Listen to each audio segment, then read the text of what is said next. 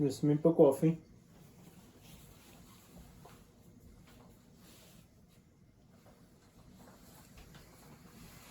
Yeah!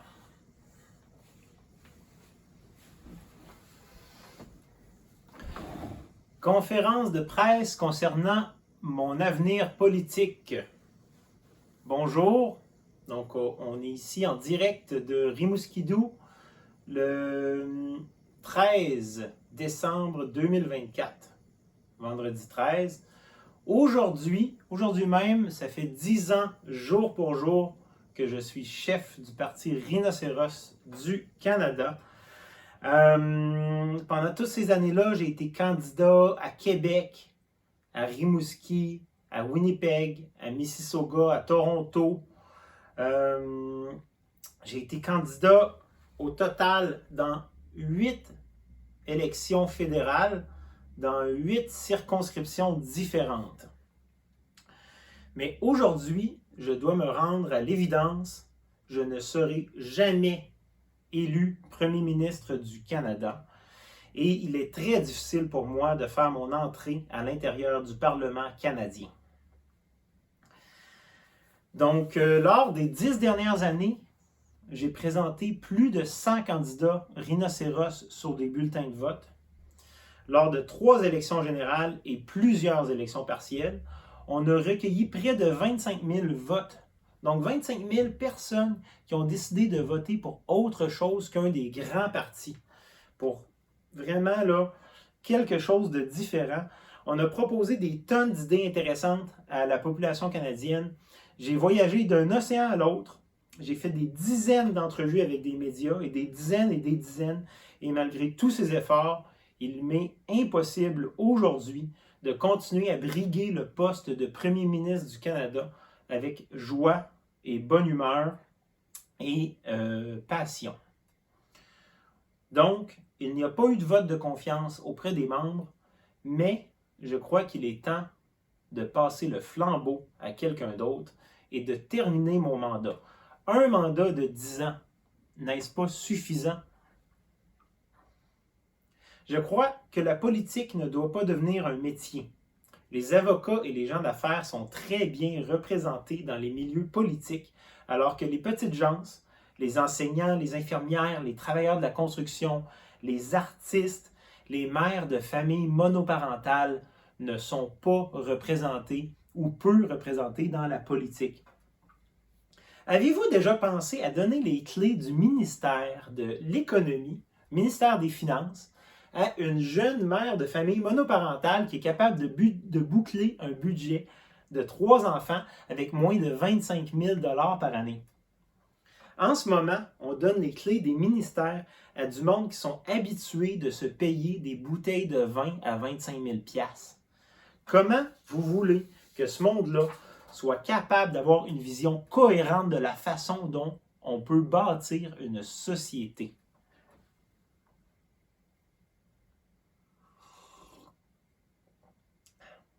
J'ai un message à livrer aux politiciens de carrière. Il ne faut pas s'accrocher ni à un poste de député, ni à la chefferie d'un parti, ni à une mairie. J'invite aujourd'hui tous les élus qui ont plus de 10 ans d'expérience à démissionner de leur poste immédiatement et à laisser leur place à la jeunesse. I will repeat this in English. If you have more than 10 years in a position of power, go out and leave the youth take your place. I will not name Elizabeth May or Trudeau II, but I think you understood the message. In 2015, I promised that the Rhino government would be stable with a 1,000-year plan, and it would be better than democracy to have a green dictatorship. And now I'm very admire of you, Elizabeth May, because you just make my promise a reality. But now I think it's time to step out as Supreme Dealer of the Green Party of Canada. And what about Gordon Krantz in Milton, Ontario? You've been mayor for 45 years. You're 87, man. come on, can you just pass the buck? I mean, they will call you if they have a problem and they need your help, you know? Et tous les députés qui ont fait 2, 3, 5 mandats, je vous invite à démissionner et à laisser place à la jeunesse qui a besoin de prendre leur place dans la politique aujourd'hui. En 2015, j'ai voulu présenter un parti de gouvernement stable et j'ai pensé à long terme pour les générations futures de Canadiennes et de Canadiens. On a écrit le plan 2015-3015, un plan sur 1000 ans pour voir l'avenir du Canada et vraiment créer un Canada idéal et idyllique pour la société canadienne. On avait entre autres la nationalisation des Tim Hortons, la privatisation de l'armée canadienne, on avait l'abolition du fax pour 2715 et on avait promis aussi de réduire l'espace dédié aux voitures à l'intérieur des villes afin d'allouer un maximum de 80% de l'espace public aux voitures d'ici 3015.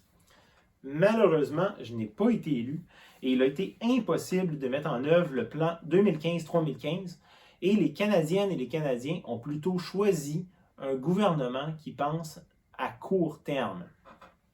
Je crois, tout comme les Premières Nations, qu'il faut toujours réfléchir 7 générations en avant quand on prend des décisions. Et il faut aussi toujours regarder 7 générations en arrière pour voir est-ce que nos aïeux seraient fiers de nous lorsqu'on prend ces décisions. In 2019, I made a Canadian tour which brought me from Alberta to Halifax, from Toronto to Montreal. And in Halifax, I promised that the Irving shipyard would build a fleet of Theodore the tugboat to bring peace and joy amid wars amid the planet. We also promised that we would have an army of clowns to accompany him, this fleet of Theodore the tugboat.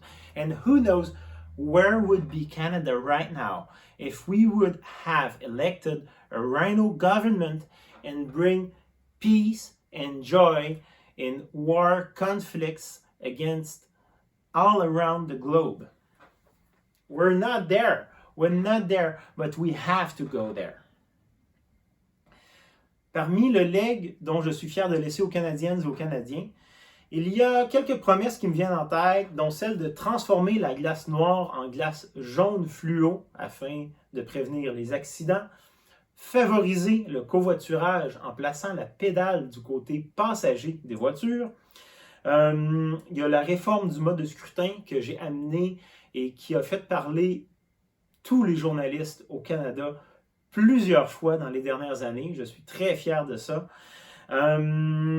Un pipeline de bière d'un océan à l'autre et ainsi que le droit de vote aux enfants qui, selon moi, auraient le droit de voter aussitôt qu'ils peuvent faire un X.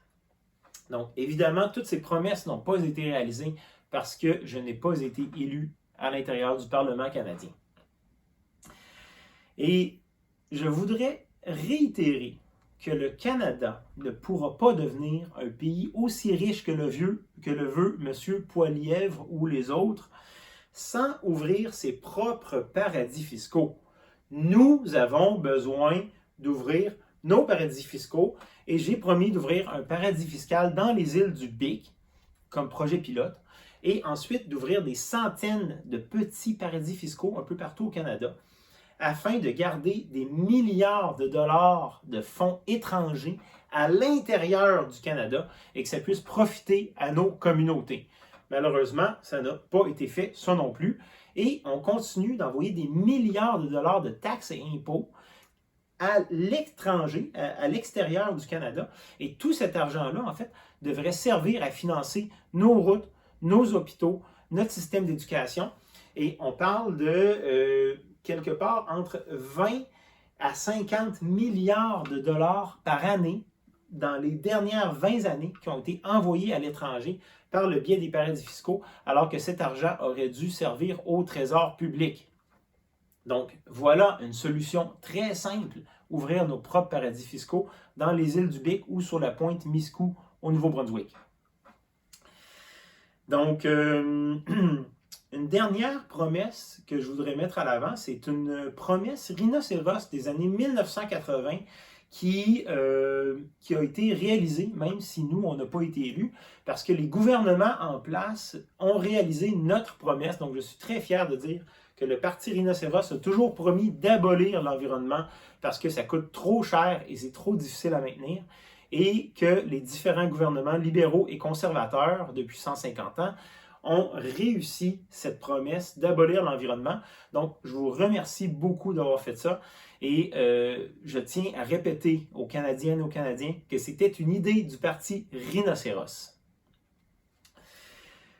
Donc, une des choses qui m'a vraiment surpris à travers les 10 années où j'ai été chef du Parti rhinocéros, c'est le nombre de personnes qui m'ont dit « Je ne savais pas qu'on pouvait être candidat dans une circonscription où on n'habite pas. » Là, à toutes les fois, ça me surprend quand quelqu'un me dit ça.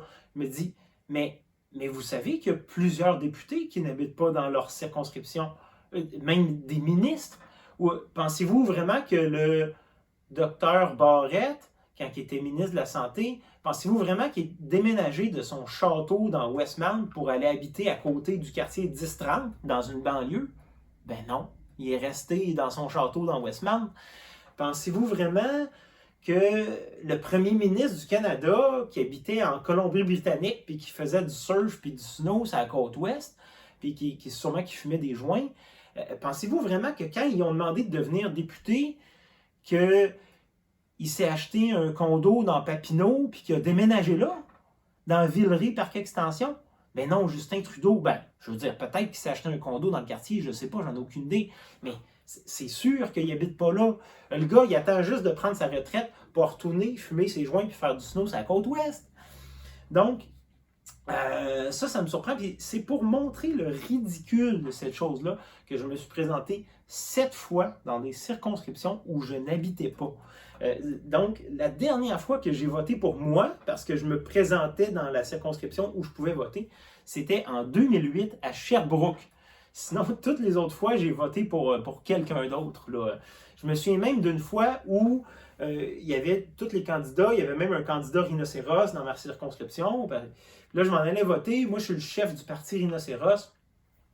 Et puis là, je m'en vais pour voter. Puis là, je vote pour moi. Ben, moi, je suis le chef. Je vote pour le meilleur chef. Fait que là, je vote pour le candidat rhinocéros dans ma circonscription. Après ça, je regarde le bulletin de vote. Puis je fais « Hey! » Ils sont tous bons. Ils sont tous bons, toute la gang.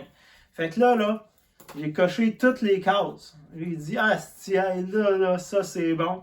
Puis voilà, j'ai voté pour tout le monde, puis j'ai mis ça dans l'urne. Puis je suis content d'encourager parce que les gens qui se présentent en politique, là, même si je ne suis pas d'accord avec eux, vous faites un travail incroyable d'amener des idées dans le débat public et c'est très ingrat, c'est très difficile de faire ça, de prendre une parole, de prendre position. Puis, je veux vraiment féliciter tous ces gens-là qui, cette journée-là, étaient tous bons puis ils ont tous eu mon vote. Donc, félicitations à ces gens-là.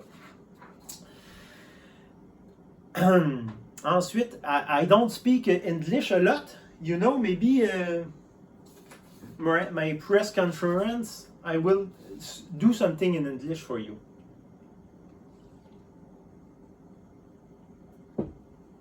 You know, Canada cannot become a rich country like people want, like Pierre Poilievre or whoever else, without having its own fiscal paradise. And the fiscal paradise is a concept I invented because I'm a French Canadian, but usually people call it tax haven.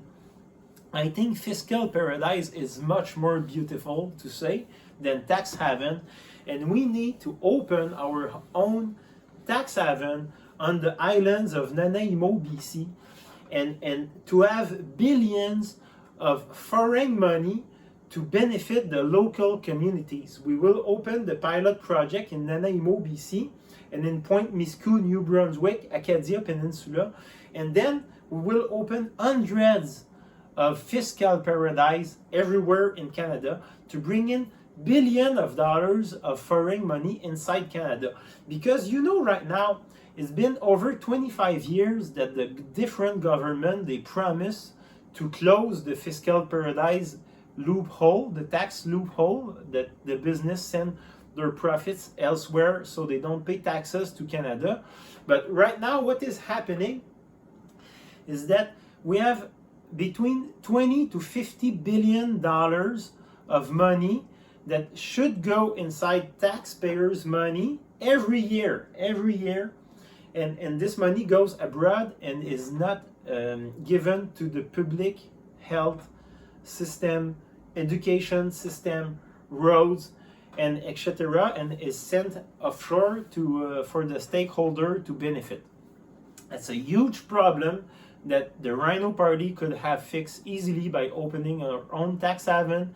And just imagine, you're by the road, you're in Newfoundland, and you have like all these little, it's so beautiful, Newfoundland, and then you just arrived in Embry, whatever, like in the north, and you have like Porsche, Lamborghini, the big hotels, the islands, the sunset, so beautiful. I mean, that's what we want to have for Canadians, and Canadians deserve that sort of money inside their communities.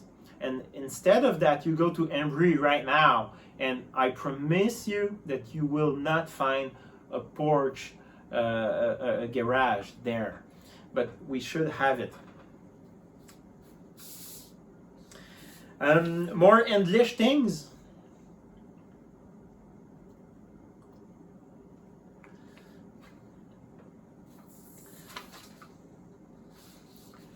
Later, English people.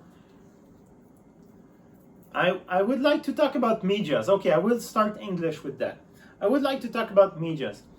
Right now we're on big crisis because we have huge media's group, and they report what they want to tell, and you have the small media community, and I think the real media, the real information is coming from the small journalists, small community newspaper, radios, and TV, and I would like to thank them a lot. It means a lot when the people, the journalists from a small newspaper, small radio talk about us. They take time to talk with us, and they take time to report what we have to say. And the counterpart of that is when Sun, Toronto Sun, or whatever huge group of media they call me, I can talk for 15, 20, 30 minutes. I can lose my time with a journalist that's a very nice person and that really understand what I say, what I explain to them. But often the result will be one line, one small paragraph, if I'm lucky, two paragraphs of just the things they wanted to talk about. And so they make me lose my time, and they don't inform the public. And so I want the public, the people, to be aware of that. I would call it a loophole, that the journalists don't tell the whole story, and we have to take care and to take big criticism of what we read in the newspaper every day, because it's often not complete. Very, very dangerous. And I will talk in French now, mais sur la question des médias, récemment, il y a un journaliste d'un média, qui est un petit média, un média d'une colonie britannique francophone d'Amérique du Nord. Et ce journaliste m'a traité d'idiot inutile. Donc, j'aimerais lui rappeler que je suis un idiot utile. Et ici, je sors ma copie d'un journal que j'ai oublié dans le salon. Donc, le journal, que je ne nommerai pas parce que je ne veux pas leur faire de publicité, a produit 4 chroniques pour m'envoyer chier pendant la durée d'une élection partielle en plus, qui est une élection partielle dans Verdun qui a eu lieu au mois de septembre. Donc, sur à peu près 2 mois, ils ont fait 4 articles de 2 chroniqueurs différents pour juste m'envoyer chier puis ridiculiser ce qu'on fait sans jamais expliquer ce que nous on fait. Et le journal ne m'a jamais appelé pour me demander des commentaires ou pour avoir mes propres mots sur la raison pourquoi on fait ça, pourquoi on présente 91 candidats sur un bulletin de vote, pourquoi le bulletin de vote a 2 colonnes, des choses comme ça. Mais, attention, le lendemain de l'élection, mon téléphone a sonné. Et je réponds, bon, journaliste de la presse à Montréal, oui, ok. Puis là, elle me demande, est-ce que je vous dérange? Je dis, ben non, vous ne me dérangez pas, mais moi, est-ce que je vous dérange? La journaliste me dit, ben non, c'est moi qui vous appelle. Non, mais je dis, moi, est-ce que je vous dérange? Parce que ça fait 4 articles que vous m'envoyez chier dans votre journal, puis vous m'avez jamais appelé. Et puis là, vous m'appelez, on est le lendemain de l'élection. L'élection était hier. Est-ce que je vous dérange? Donc, là, la journaliste, bon, elle était un peu... C'était pas elle qui avait écrit les 4 articles de marde. Alors, je l'ai laissé poser ses questions. Elle m'a dit, j'ai seulement 2 questions, ça sera pas long. Eh bien, les 2 questions qu'elle m'a posées, cette pauvre jeune journaliste qui habite à Ottawa, sur la colline parlementaire, elle m'a posé exactement les 2 questions que les ministres se posaient à l'intérieur du Parlement. Elle m'a posé les questions que les gens au pouvoir ont besoin de savoir pour avancer. Et puis j'ai fait comme « wow ». Elle m'a demandé si on allait refaire le long bulletin de vote, si on allait le refaire dans une élection partielle ou dans une élection générale. Puis elle m'a demandé dans quelle circonscription est-ce qu'on ferait ça. Puis ça, c'est exactement ce que les personnes qui sont au pouvoir veulent savoir, puis ce qu'ils ont besoin de savoir pour continuer à exercer leur métier de coercition sur la population canadienne. Donc, moi, je pense pas qu'il y a personne qui a appelé cette journaliste-là en lui disant c'est le ministre qui a besoin de savoir ça. Non, c'est juste que le monde médiatique et le monde politique savent se nourrir l'un et l'autre. Le monde politique nourrit les médias, le monde médiatique nourrit la politique. Ils nous gardent dans des débats qui ne sont même pas des débats importants. Et puis, ils font juste parler de choses complètement absurdes, comme que ce soit la question des woke ou des woke ou des trans, qui ne sont pas des questions réelles qui affectent à chaque jour notre vie qui est là. Puis ils nous gardent dans ce débat-là, dans ce monde d'idées-là. Donc, moi, ça m'a jeté sur le cul. Ça m'a jeté sur le cul, cet appel-là, avec cette journaliste-là. Donc, voilà, je voulais vous en faire part. Et je veux remercier le travail de tous les journaux locaux, les petites radios, par exemple, Carl Saint-Saëns de Nouvelles d'ici dans Verdun, une radio communautaire à Winnipeg qui m'a laissé parler pendant comme 10-15 minutes, un journaliste à Vancouver que j'ai fait éclater de rire au téléphone en lui disant qu'on allait abolir la reine d'Angleterre. Puis là, ils m'ont répondu « Oh yeah, I agree with that. I can't write it, you know, but... » Puis tous les journalistes qui œuvrent pour leur communauté, puis qui produisent de l'information, qui prennent le temps de nous écouter et d'écrire des choses, et d'écrire bien, plutôt que de filtrer. Et je veux mettre en garde la population canadienne de faire attention. Tout ce qui vient des grandes sources médiatiques, des grands groupes de presse, ils filtrent l'information, ils gardent seulement les morceaux qui les intéressent. Il faut être très critique, il faut se poser des questions, puis il faut toujours se rappeler quand on lit quelque chose que c'est pas le big picture. On ne voit pas la totalité de l'histoire, on voit juste un morceau de l'histoire. Puis il faut faire très attention avant de reprendre les mots de ces chroniqueurs-là et de se les approprier parce qu'il manque des morceaux et ça, c'est très dangereux. Of course, I can write you the next paragraph. Most people think VIP means very important personality. Well, I know it means vermin in power. And we can take the power away from them if we work together, if we unite as people against those who hoard all the wealth, if we stop buying their crap, if we build our own things. We have to think of Canada as a multitude of small communities working within the smallest group as possible and expanding only when necessary. Let's be self-sufficient communities. Think small, act for people next to you, be kind, stay united against the global economic system. Il faut penser petit, important. And we need new politicians. We need the youth. We need the workers. We need retired people. We need people that are ready to work together, to be kind, to work with others, to talk about their ideas, but also to listen of other ideas is very important, and to let their ego on the side. We need people that are able to recognize the good things that others do and to collaborate. And we need people that are not career politicians. It's very important. And I will tell you this story I've read in the book. Is an NDP MP for years, and I don't remember his name, and he says that in the 70s, there was a lot of collaboration, and that was for decades inside the Canadian Parliament. It's just, for example, he's leader of the second opposition in Justice.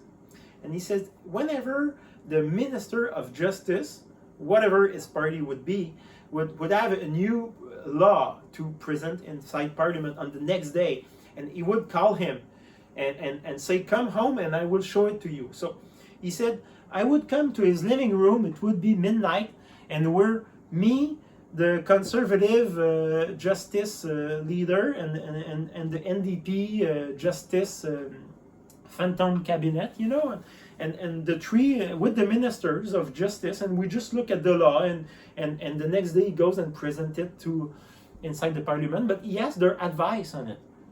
And he said that collaboration was there for decades inside Canadian Parliament, and it stopped in 1980 with Brian Mulroney and the Conservative, and it never went back. It never started again in 93 with the Liberals, and it just stayed there. And I think it's gonna get worse even in the future. And I think it's very important that we collaborate, because we work together to build something, to build a society for everybody.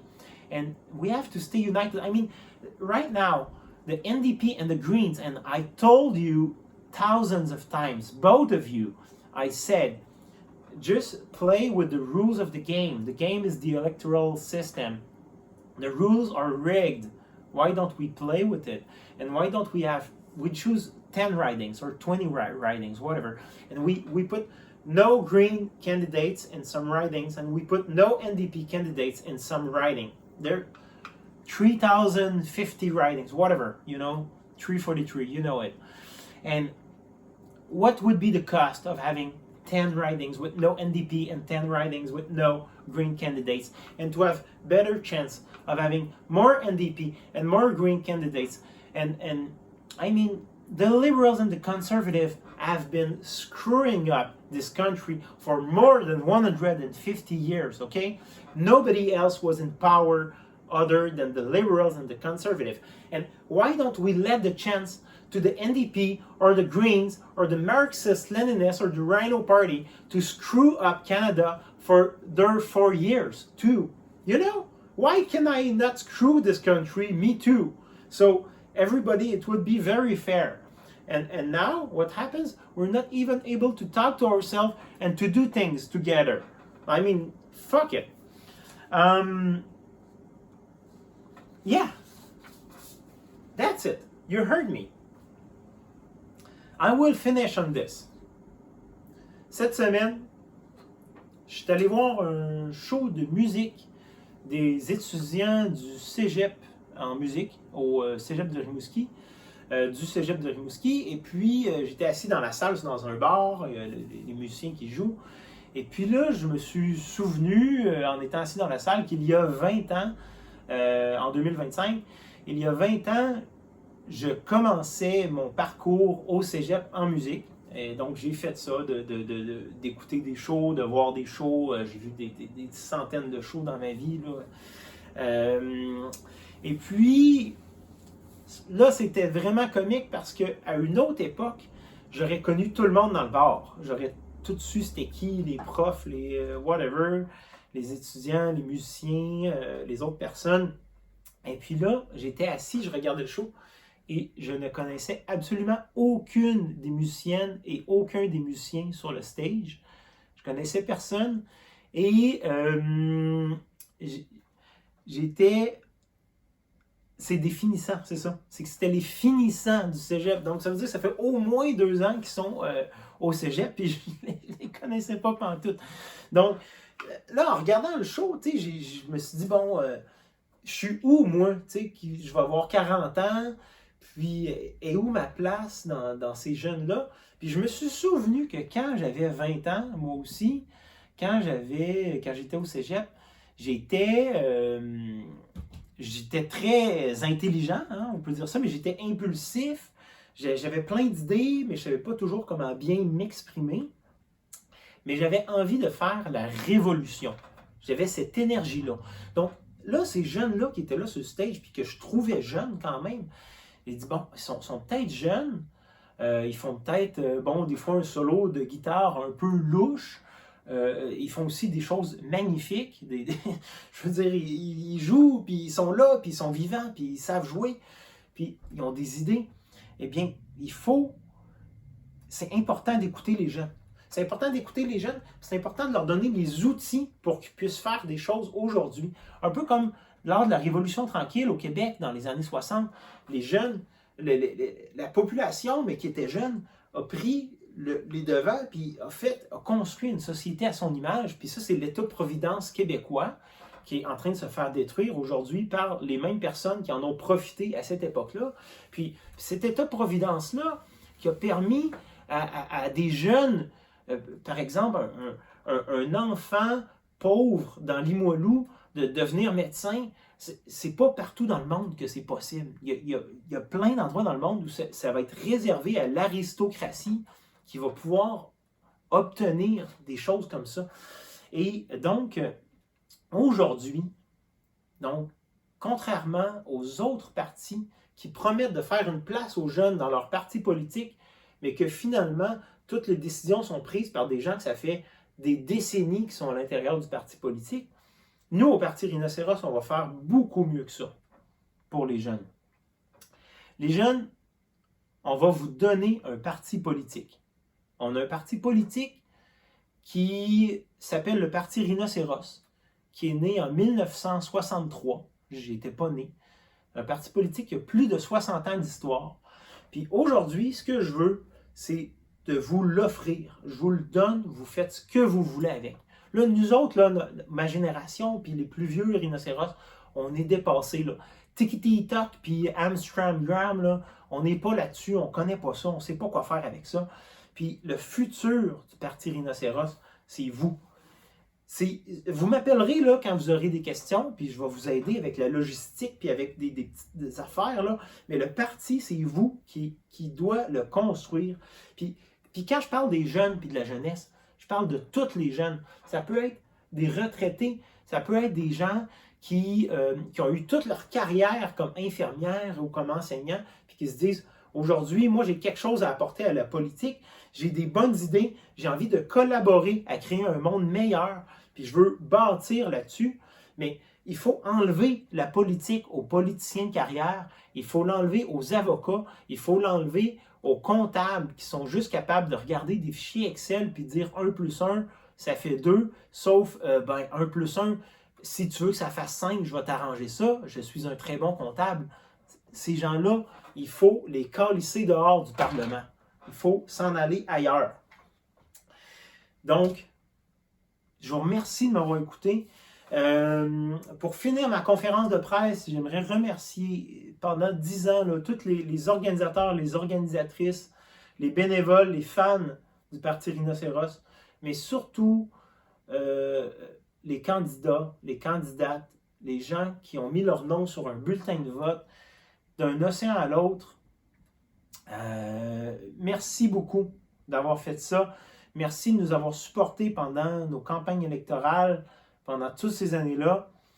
I would like to thank all the organizers, the candidates, the fans, the volunteers, especially the candidates who have been candidates for years. inside for the Rhino Party in the last 10 years. Thank you a lot. If you look for me, I will be in music or arts, and I could be writing for newspaper. I'm not very expensive. I'm not very cheap neither. But si vous me cherchez, vous pouvez me retrouver dans des projets d'art ou des projets de musique.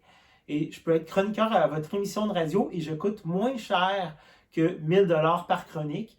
Un petit peu moins cher, mais quand même. Donc, moins cher que d'autres chroniqueurs. Ça va me faire plaisir de participer à votre émission. Et voilà, c'est la fin. Je ne suis plus le chef du Parti Rhinocéros du Canada. Je vous remercie. Merci beaucoup.